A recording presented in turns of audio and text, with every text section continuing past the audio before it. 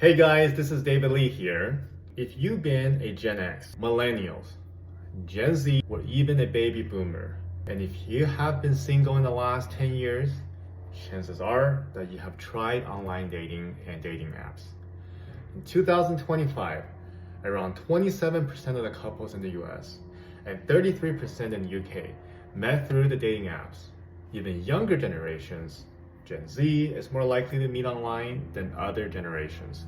With one 2025 study finding 23% of the 18 to 29-year-olds met their partner digitally. Other studies found online dating to be up to 50% of ways a couple meeting in 2025. Either way, you get the point. Chances are if you are single, you're on the dating apps. The dating app globally is an approximately a $6 billion a year business, with Tinder accounting for $2 billion a year, $1 billion a year for Bumble, $1 billion a year for Hinge. Coffee Meets Bagel is surprisingly low at $36 million a year. And the rest of the players fill in the $6 billion a year worth of the global business. If you had any experience with them, while people have met their long-term partners on any of the dating apps, Tinder has traditionally been known for more of a casual relationship app, while Hinge, Coffee Meets Bagel, Match, eHarmony, Bumble, OkCupid have known to be serious and finding someone for a marriage with a long-term relationship. In fact, Bumble even has features for you to meet a new friend or even network professionally and make career moves. But that's beside the point.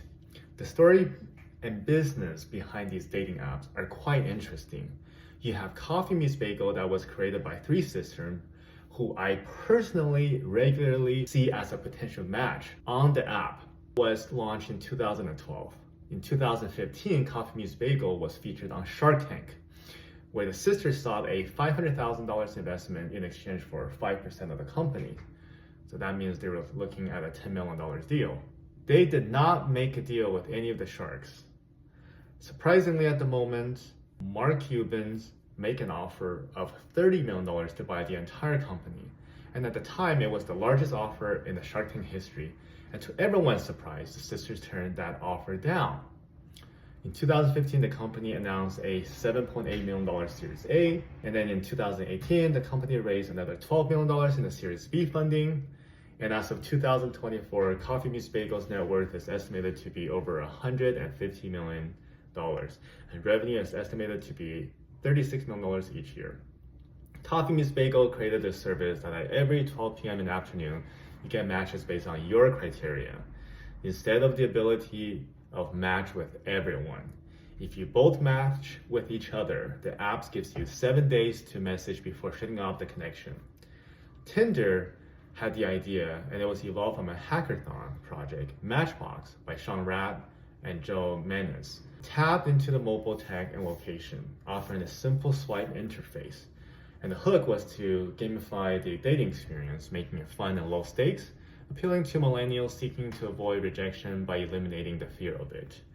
Bumble founder Whitney Wolfe Herd said the problem she experienced was sexism and harassment at Tinder, feeling a desire for a female-first app where women control the initial interaction. So the solution made the women initiate the conversation or make the first move, shifting the power dynamics and creating a safer and more respectable environment for women. The impact, it became a major player by addressing gender inequality in online dating, leading to a huge IP and making Whitney Wolfe Herd a young female billionaire. Justin McLeod at Hinge. He wanted a girlfriend and he built Hinge to solve his own problem of superficial dating apps, prioritizing quality over quantity. The problem was that he saw dating app leading to endless swiping and hookups, not lasting relationship, a problem he experienced firsthand. The solution was to rebrand it from a Facebook dating and a clone to the app designed to be deleted, focus on detailed profiles and prompt to encourage genuine conversation about interest. The goal was to help people find love and get off the app, prioritizing serious connection over casual encounters. The dating app market is largely dominated by two major players, the Match Group, which own giants like Tinder, Hinge, Match.com, and OkCupid, and Bumble, which owns Bumble and Badoo. With its founder Whitney Wolfe Herd playing a key leadership role. Match Group holds a significant portion of the market with a broad portfolio, while Bumble Inc. is the other major competitor, often seen as a rival. Essentially, what happens is if someone created a dating app, chances are that Match Group invests in it at some point, and then eventually buy the company outright to fit into its portfolio of one of its dating apps, but letting each brand and company run separately under Match Group conglomerate umbrella. The Match Group currently has a market cap of about $8 billion. Surprisingly, over the last 5 years, the company's stock declined 78% from $150 a share in 2021 to now just $33 a share.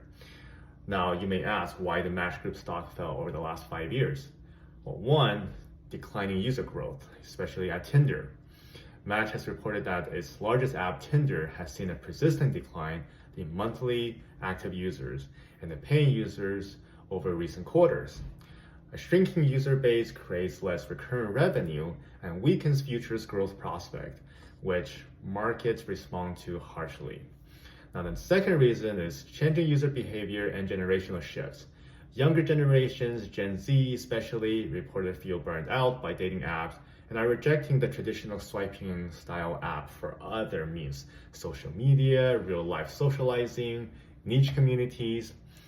That reduces the total potential user base, not just paying users, which put long-term pressure on Match Group's business models. Number three, revenue growth slowed down despite still being profitable. Match top-line growth has slowed dramatically from double-digit growth years ago to a low single-digit revenue growth more recently.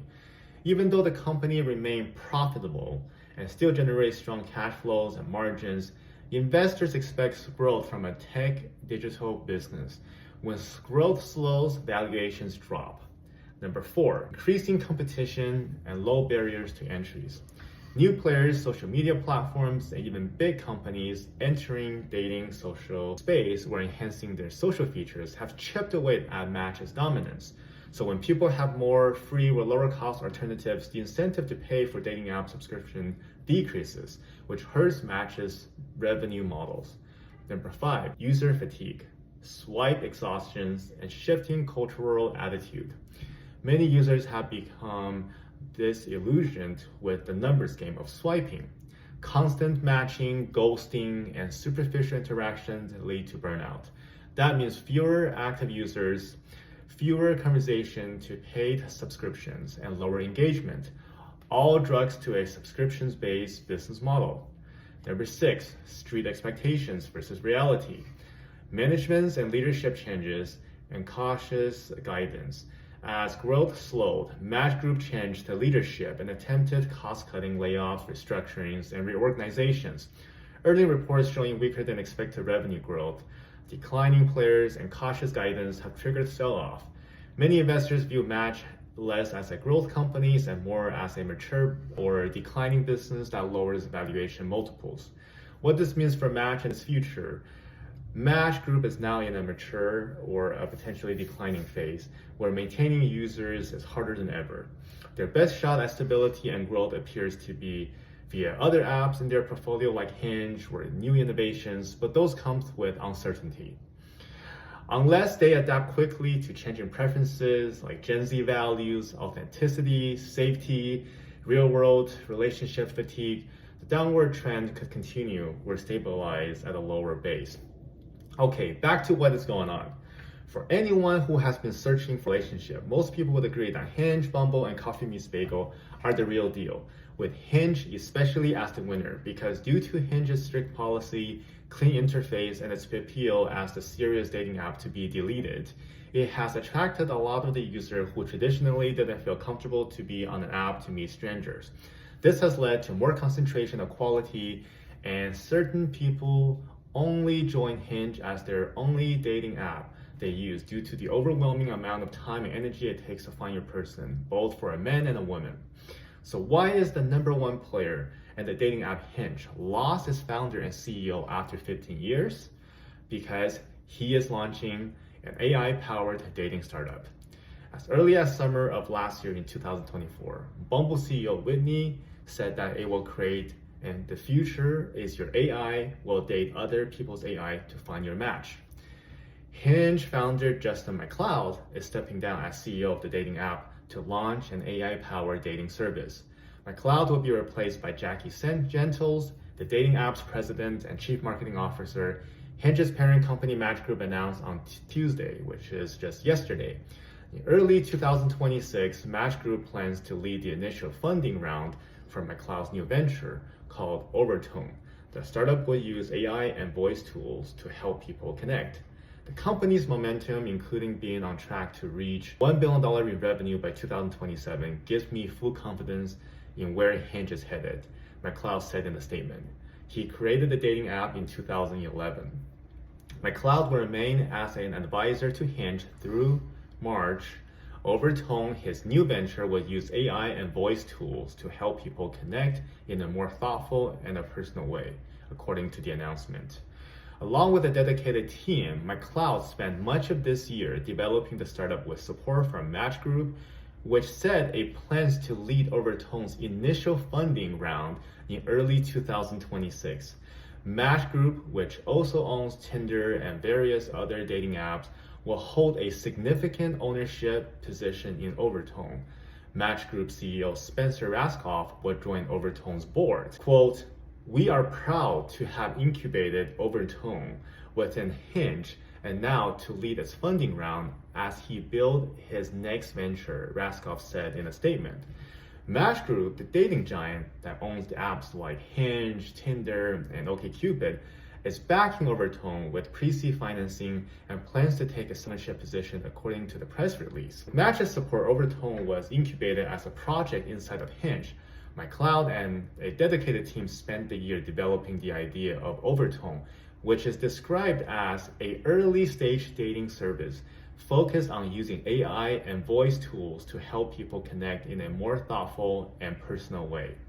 McLeod isn't the only dating app founder branching out into the new standalone AI experiences. Whitney Wolfe Herd, founder of the Bumble, said that she wants to use AI to make the world's smartest and the most emotionally intelligent matchmaker in existence. Somewhat infamously, Wolfe Herd proposed the idea last year of singles using AI to stand in for themselves and date other people's AI. It's not yet clear how Overtone will differentiate itself from other dating apps, which have been experimenting with AI features to compensate for the market's growing malice with online dating, especially among the Gen Z. Tinder has reported 9 straight quarters of paying subscriber declines and has leaned into AI with features that are supposed to help users get more matches. Hinge launched another AI feature just this week called Convo Starters, which is supposed to help daters come up with more interesting things to say than the usual small talk. Tinder and Facebook dating have each experimenting with AI-powered matching to combat swipe fatigue. Match CEO Spencer Rascoff said last month that a major pillar of the Tinder's upcoming 2026 product experience will be a feature called Chemistry. With the user's permission, the feature will access users' camera rolls to learn more about them. This summer, TechCrunch spoke to Gentles at SXSW London about how Hinge will address Gen Z, a market that's growing increasingly disillusioned with meeting people online. Quote, "This is a generation that has grown up with a deep understanding of how digital experiences are created and what they are trying to get out of them," Gentles told TechCrunch. Gen Z wants transparency and authenticity from digital brands, according to Gentles. While some might see this as inherently incompatible with the company's growing reliance on AI, Hinge's AI recommendation feature launched in March drove a 15% increase in matches and contact exchanges in the first quarter of this year. Based on Gentle's comments, upon assuming her new role, it seems that Hinge will continue investing in these features under her leadership. Quote, "Our focus will remain on intentional innovation that is grounded in cultural creativity and a deep understanding of how people connect today," Gentle said in a statement. Now, in going over to the new Overtone website, Justin McLeod wrote exactly this, specifically, quote, he said, 10 years ago, almost to the day I was heading home for the holidays, feeling a mix of pride and unease. Hinge had become a real player in the dating world, but the industry was exploding in an unsettling direction. Swiping had taken over. People were matching, but few were truly connecting. As with social media, everything was optimizing for endless engagement and monetization, not for helping people form meaningful relationships. The public sentiment was turning, and so was mine. So I made one of the most impactful decisions of my life to tear down Hinge as we knew it and rebuild it from scratch. The intention was clear: to become the dating app to help people to get off their phones and onto great dates. A dating app designed to be deleted. The choice shaped everything Hinge has come to be. We built a cultural around this high order philosophy, attracted team members who care deeply about the mission, and reimagined dating in a way that actually prioritized quality over quantity. Today, Hinge is the leading dating app, setting up a date every 2 seconds and behind roughly 1 in 10 engagements. Words can't express how proud I am of what we built and the team that made it happen. And yet, as the culture tide shifts again, I began to feel a stir familiar to one that sparked our reinvention 10 years ago. Technology is evolving at an extraordinary pace, and it's opening more possibilities and even more questions. The promise and the pearl of AI. Since starting Hinge, I spent a lot of time thinking about how technology affects human connections, often in unintended ways. Social media promised to bring us closer. Instead, it has displaced 70% of the time we used to spend with friends. The results are clear: more anxiety, more depression, and more loneliness. Now AI is taking things further. Algorithms are becoming increasingly sophisticated at curating and now even generating the most engaging content. Instead of just mediating our interactions with others, AI is now attempting to interact directly with us. Chatbot companions are on the rise. A third of the US teens report having a relationship with one, and leading tech CEOs are even promoting the idea that chatbots can replace the need for having actual friends. I understand the appeal, especially given we are in the middle of a loneliness epidemic. AI is always there. It says what you want to hear. It shows you what you want to see and asks nothing in return. But that is not a real relationship. Real relationship involve risk, vulnerability, effort, and reciprocity. And that's exactly what makes them meaningful. Without that, they become flatter, less satisfying, and more disposable. Quality relationships are what makes life worth living. So we should be very worried about what happens when people start choosing artificial intimacy over the real thing. We are already seeing the prelude with social media. Overstimulations and over-convenience keep us hooked while simultaneously dulling our appetite for the infinity more fulfilling and yes, challenging analog version. So where do we go from here? I believe AI holds tremendous promise in all kinds of ways, but we'll only realize that promise if we design products with meticulous intention, ethics intact, aligning with what we as human requires on the deepest level. AI should always stand behind us, not between us. Dating updated, which brings me back to dating. Now more than ever, we need to be championing real-world connection, and we are struggling to rise to the challenge. I know firsthand the incredible earniness with which the team at Hinge pursues its mission, and yet I also know firsthand how many daters out there are feeling burned out, overwhelmed, and increasingly hopeless. In our current paradigms, daters are swiping through hundreds, if not thousands, of profiles to get to the date. While Hinge continues to show outstanding growth, the overall category is struggling. As I look to the future of dating, I believe we're at an inflection point where we can move beyond refining the existing model and instead completely reimagine how we solve the persistent challenges daters face. This time not because the current model is broken, but because the possibilities have expanded. AI, if used correctly, can help us invent an entirely new way for find their partners that is far more personal, far more efficient, and far more effective.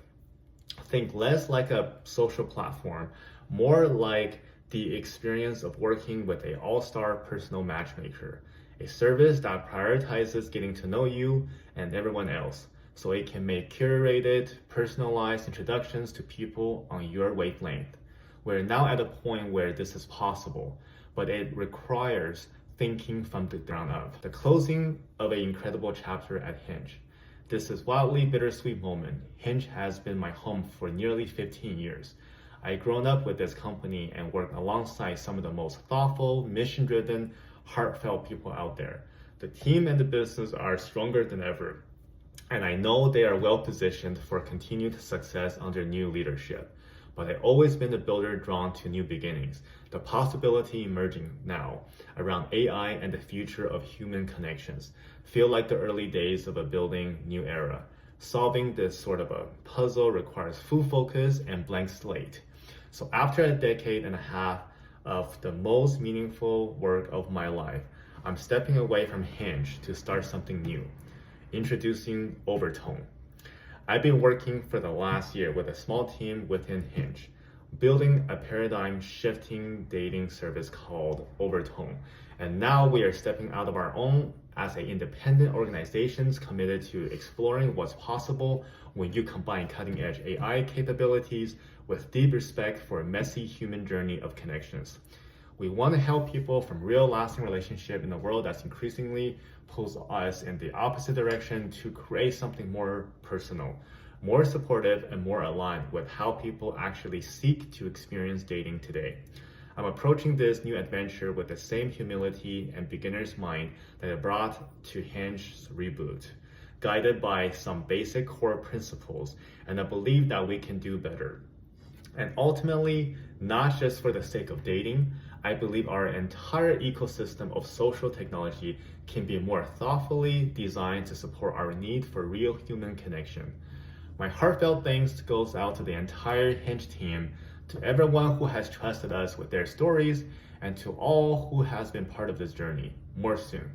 So he created this website, it's called Overtone, and you can sign up and put your phone number where you can sign up so that if there's any update or if there's any alert, they will be reaching out to you. So what is your take on all of this? Whether you're single or looking to get back into the dating market or looking to invest in this space, or just concerned for the birth rate and the health of our society as a whole. Do you think that AI dating is the future? I think America is built by entrepreneurs like Justin, Whitney, and everyone who is making a dent in this universe. Whether it works out now, Hinge, Tinder, Bumble, Coffee Meets Bagel Match, or all of the services that has brought meanings, hopefully a connections to millions and possibly a billion connections around the world. Why would we not encourage, especially from somebody who is on the inside and from somebody who brought us Hinge? As an investor, while Match Group revenue has grown steadily from 2020 to 2024, from $2.3 billion to $3.4 billion, their profit and net income also trended up from $162 million in 2020 to now $551 million in 2024. 2023 was their most profitable recent year. The net income was $652 million. 2024 saw profit decline to $551 million. Still healthy, but a drop. The company remained highly profitable with strong operating income and gross margins suggesting efficiency even as growth slows. The drop in net income from 2023 to 2024 suggests either increased cost, weaker growth in payers, users, or shifts in strategic spending, while revenue growth overall. Growth rate seems slowing from 2023 to 2024 was only 3 to 4% increase. For a growth-oriented tech companies, slowing revenue growth plus shrinking profit might be a red flag for investors expecting rapid expansion.